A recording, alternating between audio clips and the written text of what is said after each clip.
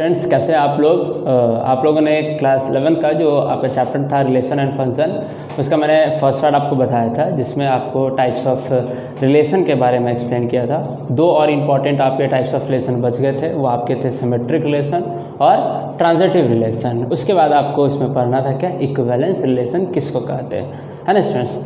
तो आइए देखते हैं हम लोग क्या आपका symmetric relation.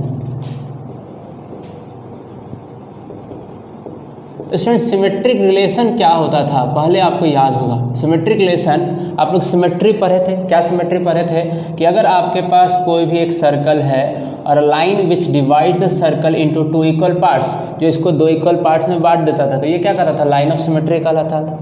That means what कि this part is equals to this one. या फिर अगर आप स्क्वायर लेते थे और स्क्वायर को अगर आप बीच से काटते थे तो ये इसको टू इक्वल पार्ट्स में बांटा, तो ये लाइन ऑफ सिमेट्री कहलाता था। इधर से आप भी करते थे तो दो इक्वल पार्ट्स में बांटता था। आप डायगोनली भी ड्रॉ करते थे तो इसको दो इक्वल पार्ट्स में क्या करता था, बांटता था। मतलब one part is equal to another one. ठीक उसी तरह से यहाँ पे भी स्टूडेंट्स बोला जाता है क्या, लेट आपका एक रिलेशन है किसमें, ए और बी में, है ना students, such that A and B belongs to R. किससे बिलोंग्स कर रहा है, आर से। कुछ इस तरीके से स्टूडेंट्स कि अगर आपका ए और बी बिलोंग्स कर रहा है किससे, आर से, देन आपका बी और ए भी जो है स्टूडेंट वो आपका क्या करना चाहिए, बिलोंग्स करना चाहिए किससे, आपका आर से। For all A B belongs to R. कहने का मतलब क्या स्टूडेंट, समझिए ध्यान से। जो हम लोग x के जगह पे लिख रहे हैं तो हम लोग को y मिल रहा था, डोमेन x, रेंज क्या y, तो डोमेन a, रेंज क्या b। अगर उसको रिवर्स करके हम लोग लिखें कि b जो है और a भी जो है बिलोंग्स कर रहा है उस रिलेशन में, तब वो कहलाता था कि वो जो पूरा का पूरा आपका सबसेट है रिलेशन का, वो आपका क्या है, सिमेट्रिक रिलेशन ऑक्युपाई करता है। कहने का मतलब क्या स्टूडेंट, ध्यान से समझिएगा। अगर a रिलेटेड है b से, देन अगर आपका फिर से b जो है रिलेटेड से हो जाएगा a से, तब हम लोग बोल देंगे कि ये क्या है, सिमेट्रिक रिलेशन है। इसको मैं एक एग्जांपल से समझाता हूँ स्टूडेंट्स। मान लीजिए कि आपका एक सेट था, सेट a है, वो है आपका 1 2 और क्या 3।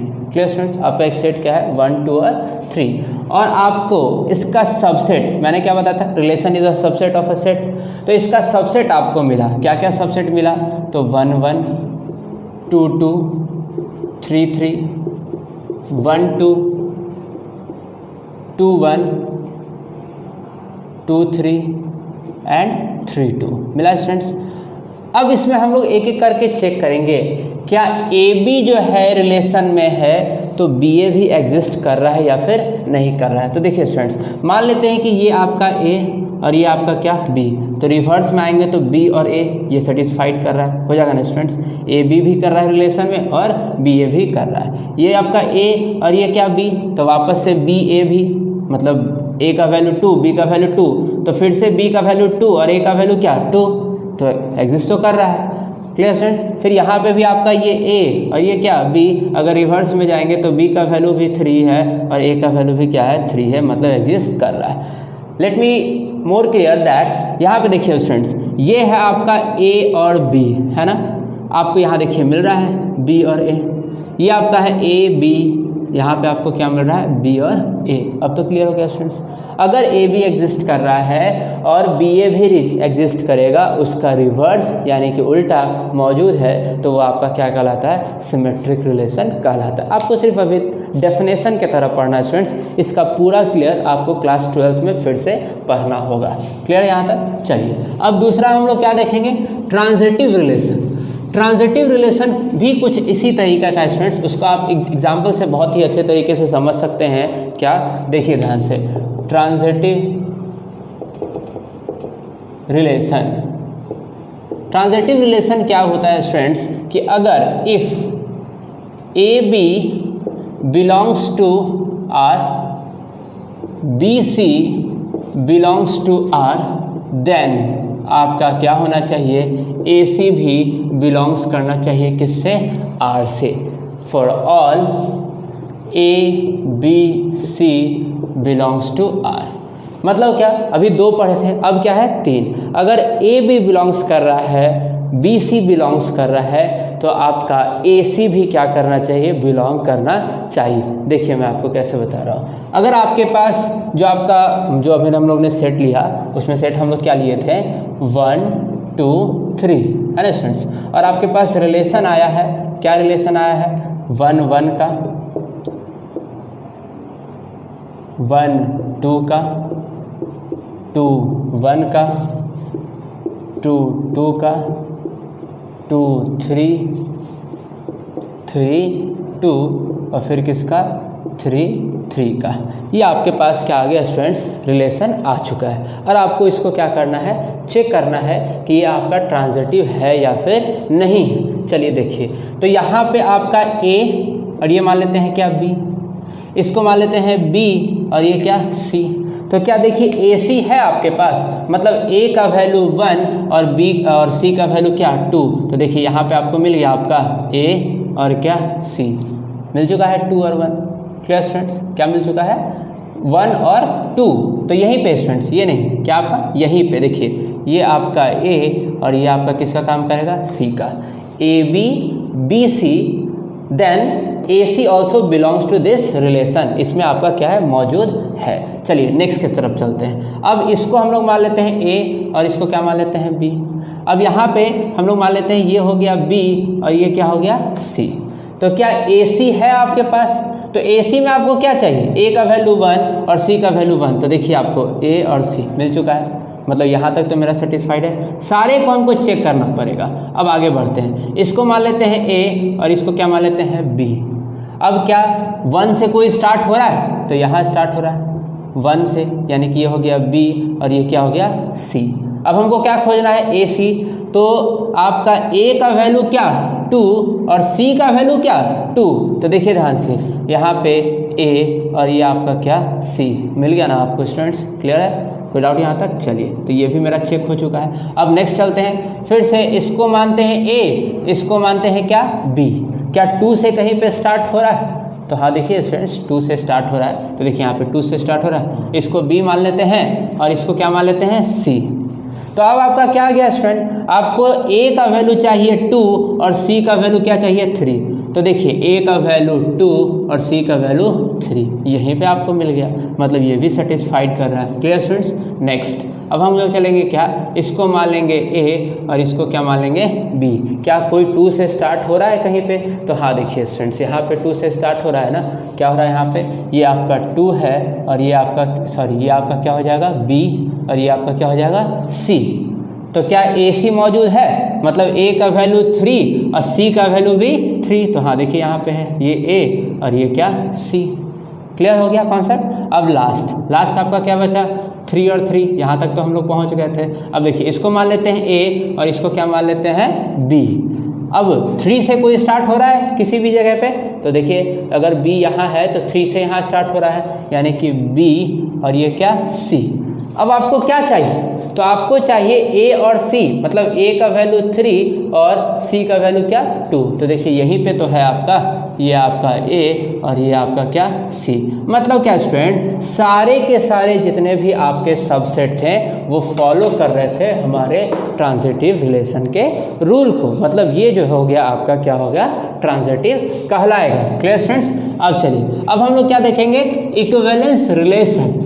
इक्विवेलेंस रिलेशन क्या होता है स्टूडेंट्स, अगर कोई भी रिलेशन तीनों हो, मतलब आपका रिफ्लेक्सिव भी हो, ट्रांजिटिव भी हो, सिमेट्रिक भी हो, तो उसको हम लोग क्या बोलेंगे equivalence relation.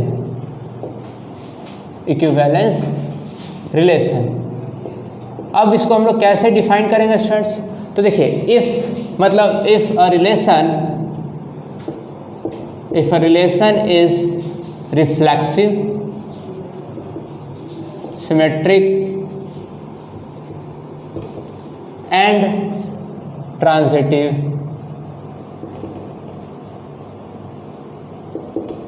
then it is an equivalence relation।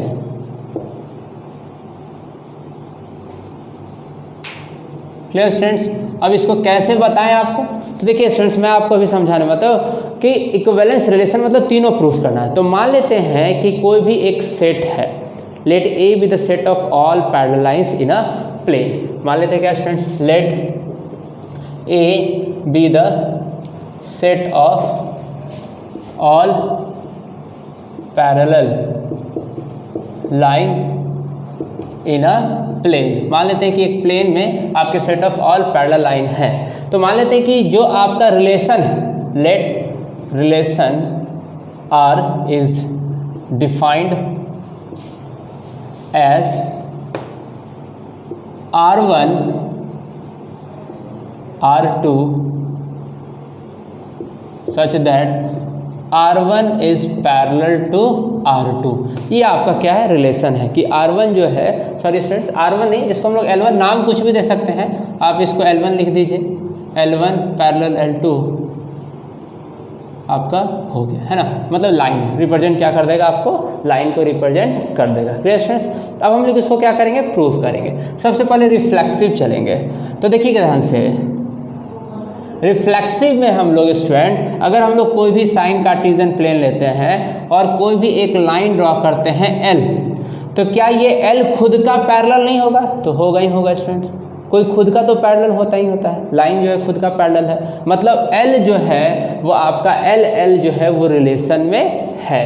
मतलब क्या स्टूडेंट्स कि R जो होगा वो L पैरेलल किसके होगा, L के होगा, बिलोंग्स टू क्या, R होगा ही होगा। क्यों, क्योंकि एक दूसरे के पैरेलल होगा।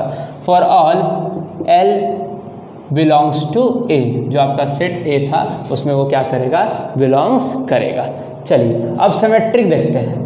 सिमेट्रिक क्या है स्टूडेंट, तो सिमेट्रिक आपका क्या था, अगर एक दूसरे के आपके पैरेलल हो तो दूसरा भी पहले का पैरेलल होना चाहिए, यही था ना, रिवर्स है ना। तो देखिए अगर मान लेते हैं इस साइन कार्टेशियन प्लेन में कि L1 is parallel to L2, अगर हम लिखे L1 is parallel to L2 तो जाहिर सी बात है कि रिवर्स भी इक्वल होगा ना, L2 भी तो पैरेलल होगा L1 के, यानी कि L2 जो हो जाएगा वो पैरेलल हो जाएगा किसके, L1 के। तो अगर यहाँ पे हम लोग रिलेशन लिखना चाहें स्टूडेंट्स तो क्या लिखेंगे कि L1 पैरेलल L2 अगर बिलोंग्स कर रहा है किससे, R से, है ना स्टूडेंट्स।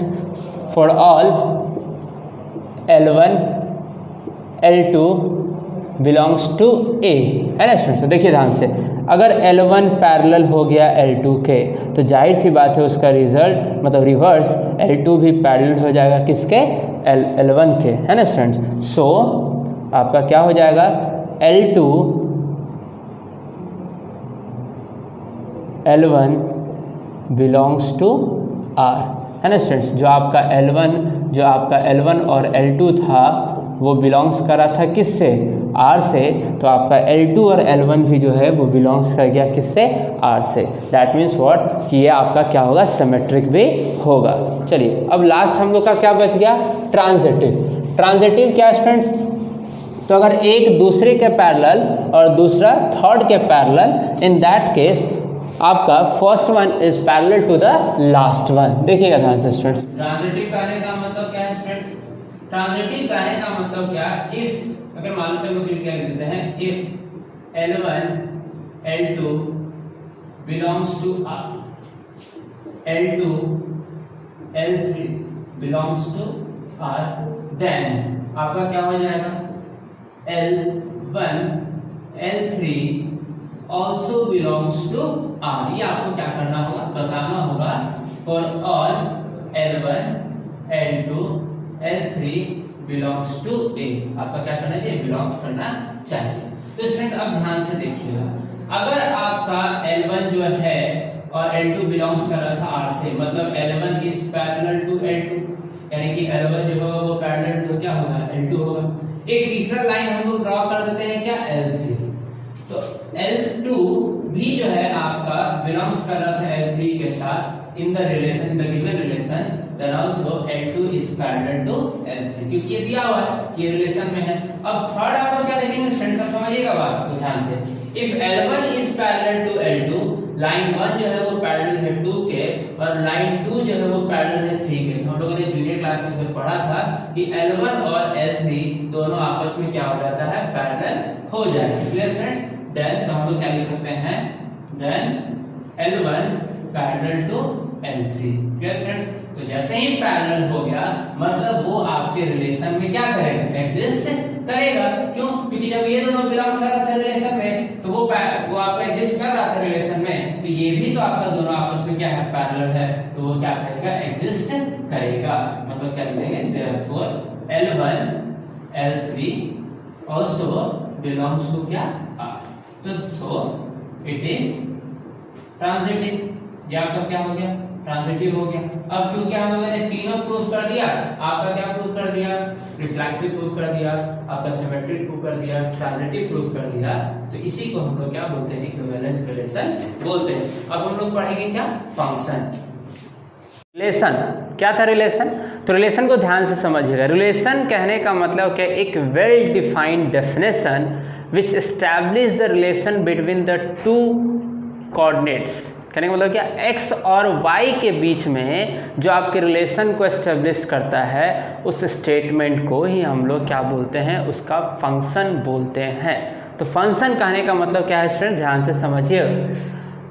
अगर आपके पास कोई भी दो नॉन एम्प्टी सेट्स हैं, मतलब क्या कि उसमें कुछ ना कुछ एलिमेंट होना चाहिए। सेट्स तो आप लोग पढ़ ही चुके हैं। A and B, to non empty sets, a relation from A to B, एक ऐसा रिलेशन जो A से B को क्या करे, डिफाइन करे, उसी को हम लोग क्या बोलते हैं, फंक्शन बोलते हैं। Clear students? वो जो स्टेटमेंट होता है उसमें हम लोग ध्यान से देखते हैं कि जो कुछ भी आपके सेट A के एलिमेंट हैं उनका इमेज, मतलब एक यूनिक इमेज। यूनिक इमेज कहने का मतलब क्या, मैं अभी आपको समझाऊंगा। अगर आपका है, एग्जिस्ट करता है, तब हम लोग उसको लिखते हैं क्या, कि f जो है आपका रिलेशन, एक फंक्शन है A टू B, कुछ इस तरह से हम लोग उसको क्या करते हैं, लिखते हैं। आई बात समझ? इफ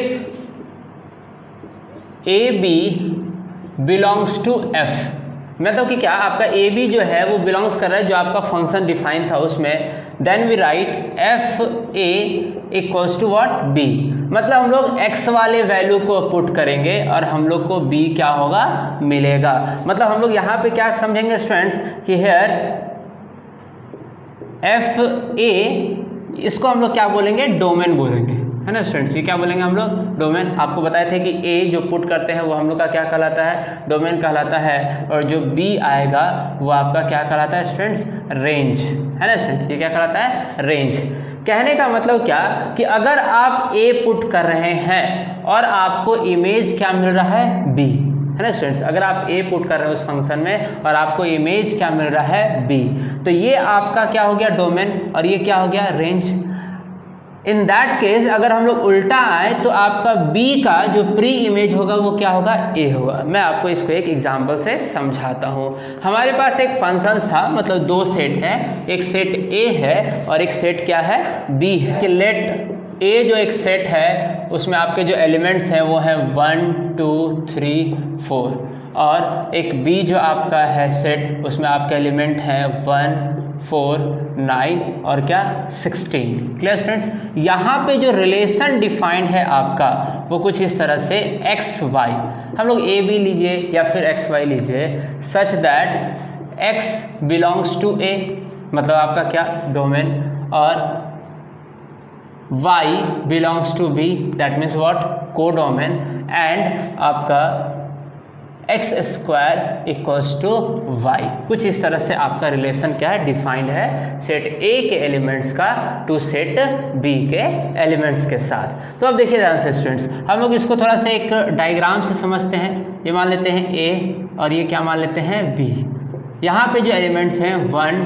2 3 4, 1 4 9 16। देखिएगा ध्यान से स्टूडेंट्स, आपका क्या बोला जा रहा है, x बिलोंग्स टू ए, तो हाँ कर रहा है, y बिलोंग्स टू b, ये भी कर रहा है। फंक्शन क्या, जो हम लोग का रिलेशन है जो स्टैब्लिश किया स्टेटमेंट, वो क्या है, X square equals to Y. तो 1 का स्क्वायर क्या होता है स्टूडेंट, 1, 2 का स्क्वायर क्या होता है 4, 3 का स्क्वायर क्या 9, 4 का स्क्वायर क्या 16। तो every element of set A has unique image in set B, है ना स्टूडेंट। क्या है, यूनिक इमेज है। तो हम लोग बोल सकते हैं क्या, कि जो हम लोग का डोमेन है, डोमेन क्या है, यानी कि डोमेन एफ जो है वो मेरा क्या क्या बच जाएगा, 1 2 3 4, और साथ ही साथ स्टूडेंट्स यहाँ जो रिलेशन का सेट तैयार होगा, रिलेशन का सेट क्या तैयार होगा, 1 के साथ 1, 2 के साथ क्या 4, 3 के साथ क्या स्टूडेंट्स आपका 9 और 4 के साथ क्या 16। Clear students. तो रेंज क्या हो जाएगा आपका स्टूडेंट्स, रेंज आपका हो जाएगा 1, 4, 9, 16। Clear students. अब ये ज़रूरी नहीं कि आपका हमेशा हर एक एलिमेंट का इमेज हो और उसमें और कोई दूसरा एलिमेंट ना हो सकता है स्टूडेंट्स। अगर मान लीजिए यहाँ पे 25 हो जाए तो इससे कोई फ़र्क पड़ने वाला नहीं है, आपके सेट एक एलिमेंट्स का इमेज होना चाहिए। Clear students. और अब हम लोग चलते हैं प्री इमेज किसको बोलते हैं। तो देखिए 1 का प्री इमेज होगा 1, 4 का प्री इमेज होगा 2, 9 का प्री इमेज क्या होगा 3, 16 का प्री इमेज क्या होगा 4। Clear students. तो यहाँ पे देखिए हमेशा याद रखिएगा कि जो रेंज होता है वो सबसेट होता है या फिर इक्वल होता है किसके, को डोमेन के। स्टूडेंट्स मैंने आपको ये सारा टर्म्स बता चुका है, डोमेन किसको बोलते हैं, रेंज किसको बोलते हैं और को डोमेन किसको बोलते हैं। याद है आपको ना कैसे, जितने भी आपके सेट एक एलिमेंट्स हैं जो कि हम लोग x का वैल्यू पुट करते हैं वो आपका क्या कहलाता था, domain.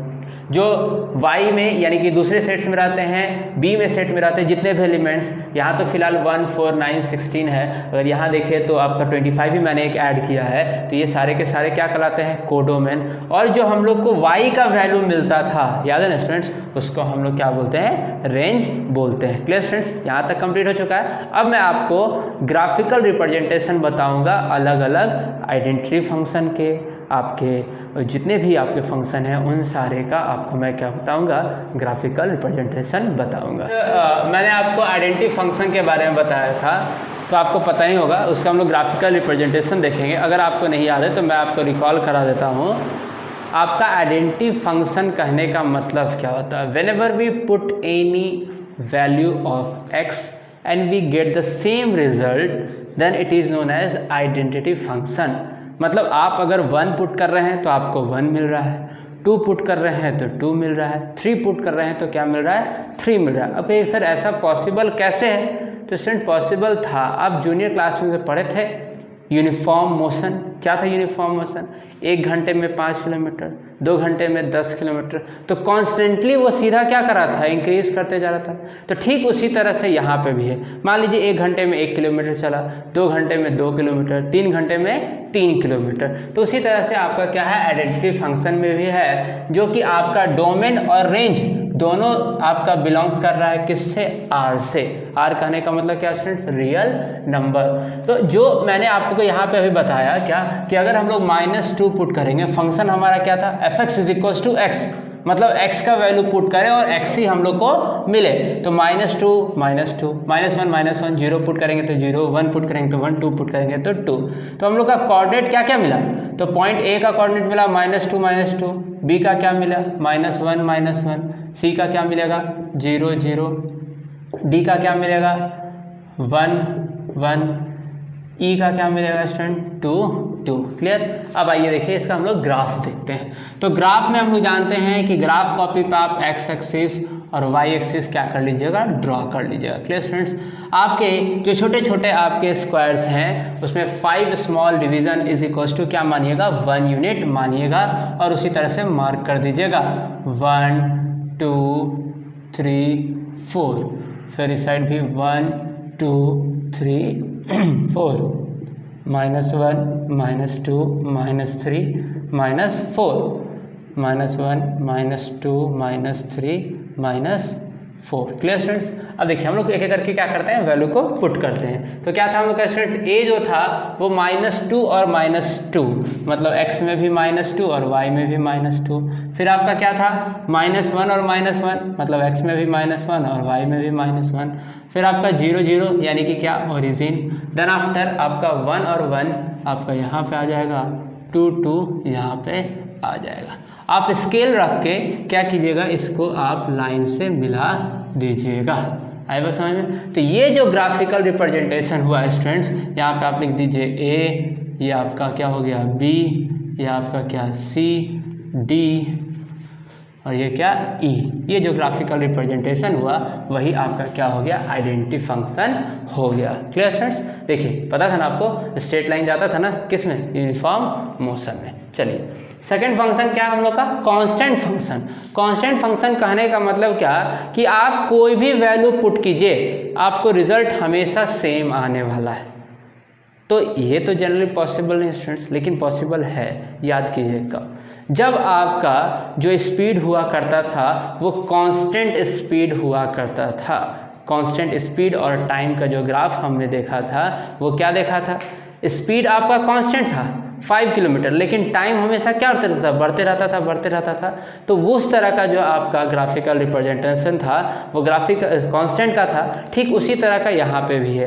Whenever we put any domain we get the same range. हम लोग को हमेशा क्या मिलता था, सेम रेंज मिलता है। तो कहने का मतलब क्या कि हम लोग मान लेते हैं कि सी जो है आपका एक क्या है, फिक्स रियल नंबर है, जो कि आप फंक्शन में अगर डालिएगा, फंक्शन वो है R का, such that fx is equal to C. आप कोई भी वैल्यू पुट कीजिए आपको क्या आने वाला है, सी आने वाला है। तो डोमेन क्या होगा आपका, रियल नंबर। रेंज क्या होगा, सिर्फ और सिर्फ क्या, सी। इसमें मैंने रेंज क्या लिखा था, r, लेकिन यहाँ पे क्या लिख रहे हैं, सी, क्योंकि ये क्या फिक्स है। ये ना ही तो इससे ज़्यादा ना ही उससे क्या कम। तो मैंने एक डाटा तैयार किया है fx, जो कि हम लोग इन सारे पे पुट करने के बाद हमेशा आपको क्या आएगा, 2 आएगा। याद रखिएगा हमेशा कौन सा, टाइम और कांस्टेंट स्पीड का ग्राफ। चलिए तो अब हम लोग फिर से क्या करेंगे, एक्स एक्सिस और वाई एक्सिस ड्रॉ करेंगे, है ना स्टूडेंट्स। एक्स एक्सिस और वाई एक्सिस ड्रॉ कर लिए, उसके बाद हम लोग इसको पुट कर देते हैं 1, जैसे पहले किया था 1 2 3 4। फिर आपका क्या हो जाएगा 1 2 3 -1 -2 -3 -1 -2 -3 -4। Clear students? अब एक एक करके हम लोग पुट करेंगे। If you put x is equals to -2 we get y is equals to 2। तो -2 और क्या, y में 2। Then after we put -1 and we get 2। -1 भी पुट करेंगे तो 2 मिलेगा। And also when we put 0 the value of x we get what, 2। Clear? And then after 1 we get 2, putting 2 we get 2। मतलब कुछ भी पुट करेंगे तो हम लोग को हमेशा क्या मिलेगा, 2 2 2 ही मिलेगा। अब इसको हम लोग क्या करेंगे, स्केल से मिला देंगे, मैच कर देंगे। तो ये देखिए स्टूडेंट, आपका स्ट्रेट लाइन गया। तो यही जो है आपका ग्राफ कहलाता है किसका, कांस्टेंट फंक्शन का। इसका नाम दे दीजिए A B C D E।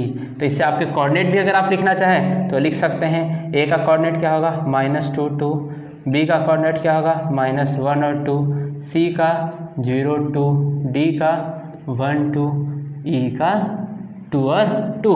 तो अब डोमेन ऑन रेंज क्या स्टूडेंट्स, तो डोमेन हो गया आपका -2 -1 0 1 2। रेंज क्या हो गया, y का वैल्यू 2 2 2 2 2, हमेशा रेंज का 2 है। Clear students? अब हम लोग नेक्स्ट देखेंगे पॉलिनोमियल फंक्शन। आपका क्या है, कुछ इस तरह का आप लोगों ने जूनियर क्लास में, क्लास 9 में, क्लास 10 में पढ़ा था कि पॉलिनोमियल बोलते किसको थे। तो उसका फॉर्म क्या था, a0 a1x a2x to the power 2 a3x to the power 3 anx to the power n, where n is a non negative integer. मतलब पावर क्या होना चाहिए, माइनस में नहीं होना चाहिए। तो वो जो आपका जो था वो क्या कहलाता था, पॉलिनोमियल कहलाता था। ठीक उसी तरह से यहाँ पे स्टूडेंट समझिएगा, पॉलिनोमियल फंक्शन भी इसी तरह का कुछ रहता है। मतलब आपका पॉलिनोमियल लिखा हुआ है, x में आपका कोई एक एक्सप्रेशन है, जब आप उसको लिखिएगा तो आपका फंक्शन क्या बता रहा है, तो फंक्शन आपको कुछ इस तरीके से बता रहा है कि R का फंक्शन है ना स्टूडेंट्स। किसका फंक्शन है, R का, such that fx is equals to x²। मतलब आप x का वैल्यू पुट कीजिएगा, डोमेन पुट कीजिएगा, और आपको रेंज लेने के लिए उसका क्या करना पड़ेगा, स्क्वायर, यानी x का क्या, स्क्वायर। तो चलिए हमने क्या किया कि जो आपके r थे, r करने का मतलब क्या, रियल नंबर, जो x जो है बिलोंग कर रहा है r, मतलब रियल नंबर कोई भी नंबर ले सकते हैं। तो हम लोगों ने लिया -2 -1 0 1 और 2। इन सारे का जब हम लोग स्क्वायर करेंगे तो -2 का स्क्वायर 4, 1 0 का 0, 1 का 2, 2 का 4। तो हम लोग को यहाँ से पॉइंट क्या क्या मिलेगा, -2 4, B में क्या -1 1, C में क्या 0 और 0, फिर D आपका क्या हो जाएगा 1 2, फिर E आपका क्या हो जाएगा 2 और 4। अब इसका हम लोग ग्राफ देखते हैं, देखिएगा स्टूडेंट ध्यान से। तो यहाँ पे हम लोगों ने क्या किया, एक ग्राफ बनाया यहाँ पे हम लोग दे देते हैं आपका ओरिजिन, तो ये हो गया 1, ये हो गया 2 3 4, माइनस में -1, यहाँ पे सिर्फ 1 होगा, 2 3 4। Clear students. अब उसके बाद हम लोग क्या देखेंगे, यहाँ पे 1 2 3 4, लेफ्ट साइड -1 -2 -3 -4। अब लोग एक एक करके पॉइंट को क्या करेंगे, डिनोट करेंगे। तो जब x का वैल्यू -2 तो y कितना 4, -2 और क्या आपका 4। फिर आपका x का वैल्यू -1, y का वैल्यू कितना 1, तो ये आपका क्या हो गया 1 हो गया। अगर हम लोग 0 पुट कर रहे थे तो क्या आ रहा था 0, दैट इज योर क्या ओरिजिन। 1 पुट कर रहे थे तो आपका क्या आ रहा था 1, और 2 पुट कर रहे थे तो आपका क्या आ गया 4 आ गया। मतलब आप क्या देख रहे हैं यहाँ पे, एक तरह से ये ग्राफ के तरह, मतलब क्या कर्व ग्राफ। मतलब अगर आप इसको फ्री हैंड से मिलाने जाएं तो आपका कुछ ग्राफ जो है कुछ इस तरह से बन के तैयार होगा। फ्री हैंड से स्टूडेंट मिलाइएगा इसको, यू टाइप या फिर कह सकते हैं क्या वी टाइप। ये आपका फ्री हैंड से जो आपका ग्राफिकल रिप्रेजेंटेशन है किसका, पॉलिनोमियल फंक्शन का। तो आप कहिए कि सर क्या ये सिर्फ और सिर्फ ऊपर ही बनेगा? नहीं स्टूडेंट्स, ऊपर नहीं बनेगा। एक बात समझिएगा, अगर हम लोग कोई भी एक फंक्शन लेते हैं f(x) = x³ और यहाँ पे अगर -2 पुट करें तो क्या आ जाएगा, -2 का क्यूब। यहाँ से हमको y क्या मिलेगा, -8 मिलेगा। अगर -1 पुट करें तो क्या मिलेगा, -1 मिलेगा, है ना। 1 पुट करें तो क्या मिलेगा, 1 मिलेगा। और अगर हम लोग क्या पुट करें, 2 पुट करें तो क्या मिलेगा, 8 मिलेगा ना स्टूडेंट्स। 0 पुट करने के बाद क्या मिलेगा, 0।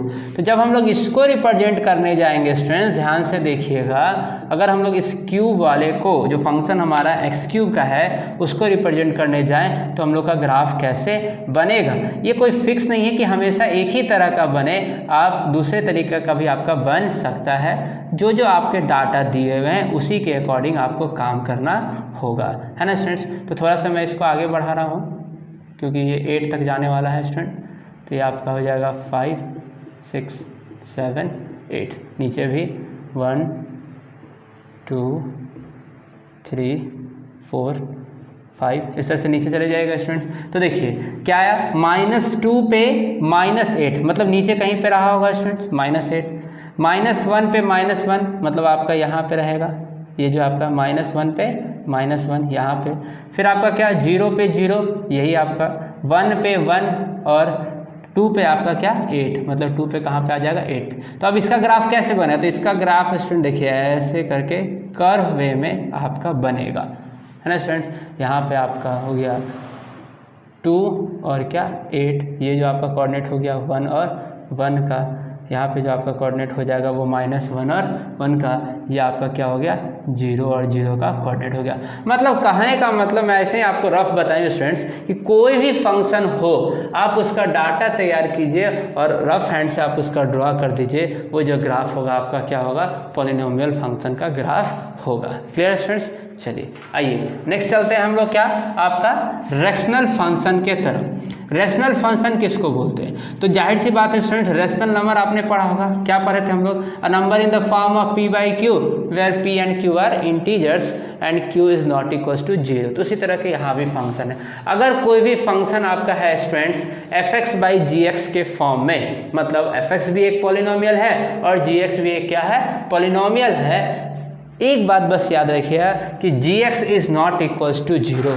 जो gx होना चाहिए वो आपका 0 को इक्वल नहीं होना चाहिए। Clear students. तो देखिए आपका फंक्शन कुछ इस तरह का है क्या, कि r जो है वो 0 नहीं, मतलब आप जो रियल नंबर ले रहे हैं, रियल नंबर का जो फंक्शन ले रहे हैं उसमें r का वैल्यू आपको 0 नहीं लेना है, such that f(x) is equals to 1/x। अब आपको पता चल ही चुका होगा मैं x का वैल्यू 0 लेने क्यों नहीं कर रहा है, क्यों कि अगर आप 0 वैल्यू पुट कीजिएगा तो 1/0 क्या हो जाता है, इन्फिनिटी, जो कि हम लोग का पॉसिबल नहीं है, नॉट डिफाइंड है। जैसे ही नॉट डिफाइंड हो जाएगा तो फिर हम लोग का फंक्शन काम नहीं करेगा, इसलिए हम लोग x का वैल्यू क्या करते हैं, 0 नहीं लेते हैं। तो हम लोग का डोमेन क्या हो जाएगा, तो डोमेन भी हम लोग का हो जाएगा सारा रियल नंबर लेंगे एक्सेप्ट 0 को छोड़ के, 0 हम लोग नहीं लेंगे। फिर हम लोग का रेंज क्या हो जाएगा, तो रेंज में भी आपका वो सारा आएगा, बट क्या आएगा आपका 0 नहीं आएगा। तो अगर हम लोग इससे डाटा कलेक्ट करें तो हम लोग के पास डाटा क्या आ जाएगा, हम लोग r यानी x का वैल्यू जो लेंगे वो क्या लेंगे, आपका रियल नंबर लेंगे, है ना। चलिए देखिए क्या होता है, x f(x) is equals to 1/x। अगर आप x का वैल्यू -2 लेते हैं तो 1/-2 मतलब क्या मिलेगा आपको 0.5 माइनस में, यानी यहाँ पे क्या हो जाएगा -0.5। अगर आप x का वैल्यू -1 लेते हैं तो ये आपका क्या हो जाएगा -1 ही मिलेगा। 0 लेते हैं तो क्या मिलेगा 0 मिलेगा। और अगर आप क्या लेते हैं 1 लेते हैं तो आपको क्या मिलेगा 1। अगर आप 2 लेते हैं तो आपको क्या मिलेगा 0.5, क्योंकि 1/2 क्या हो जाएगा 1/2 इक्वल्स टू 0.5। Clear students. अब इसको हम लोग क्या करेंगे, ग्राफ पे रिप्रेजेंट करेंगे। तो ध्यान से देखिएगा, ये आपका y एक्सिस और ये आपका क्या x एक्सिस, यहाँ पे ओरिजिन है, ये 1 2 3 4 5 1 2 3 4, नीचे पे क्या -1 -2 -3 माइनस, यहाँ पे क्या हो जाएगा स्टूडेंट्स, ये हो जाएगा आपका -1 -2 -3 -4। इस तरह से अगर आप लिख सकते हैं। अब चलिए पुट करते हैं। तो देखिएगा स्टूडेंट्स, ये सारे से आपको थोड़ा सा अलग दिखेगा। क्या, अगर हम लोग x का वैल्यू -2 लेते हैं तो x का वैल्यू -2 लेंगे तो क्या मिलेगा हम लोग को 0.5। और क्योंकि देखिए एक बात और स्टूडेंट्स, हम लोग ये 0 नहीं ले सकते, बाय मिस्टेक मैंने ले लिया है, 0 नहीं ले सकते। क्यों, क्योंकि अगर 0 ले लेंगे तो वो क्या हो जाएगा नॉट डिफाइंड हो जाएगा। तो इसके जगह पे कुछ और हम लोग ले लेते हैं, एक और नंबर जैसे ले लेते हैं, हम लोग ले लेते हैं क्या 4 ले लेंगे तो क्या हो जाएगा -4 अगर लेते हैं तो -0.25, और अगर +4 लेते हैं तो सिर्फ और सिर्फ क्या हो जाएगा 0.25 हो जाएगा। तो हम लोग क्या देख रहे हैं, -2 पे जब पुट करेंगे तो क्या आएगा 0.5 आएगा। तो -2 और यहाँ पे 0.5 इन दोनों के बीच में, मतलब यहाँ पे डॉट। फिर आपका -1 पुट करेंगे तो -1 मतलब आपका कुछ यहाँ पे आएगा।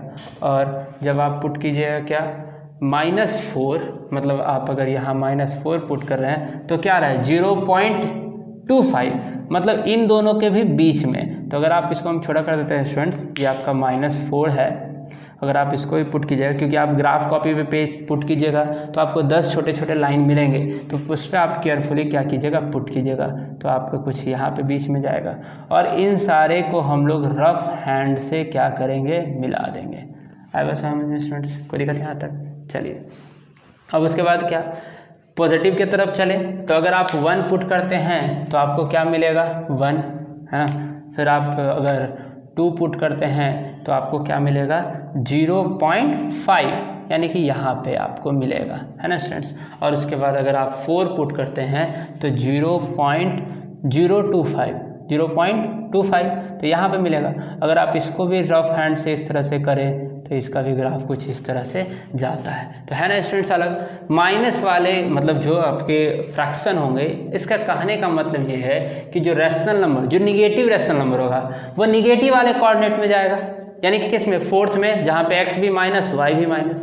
और आपका पॉजिटिव रैशनल नंबर होगा, यानी कि दोनों जो ऊपर और नीचे दोनों का साइन प्लस होगा, तो वो किस में जाएगा 1st क्वाड्रेंट में, जहाँ दोनों क्या होता है प्लस होता है। आपका 2 इम्पॉर्टेंट आपका ग्राफ बच चुका है, एक मॉडुलस और एक क्या आपका सिग्नम फंक्शन का, है ना स्टूडेंट्स। वो थोड़ा सा आपके बड़े हैं तो उनका जो एक्सप्लेनेशन होगा कुछ ज़्यादा ही आपका बड़ा हो रहा है ना स्टूडेंट्स, होगा जो कि ताकि आपको पूरी तरह से समझ में आ सके, है ना। तो नेक्स्ट वीडियो आप हम लोग का ज़रूर देखिएगा, जो कि इस चैप्टर का 3rd पार्ट होगा, और उसके बाद आप पूरा एक्सरसाइज क्या कर सकते हैं बना सकते हैं। ओके स्टूडेंट्स, तो keep watching our channel and having a good knowledge with us.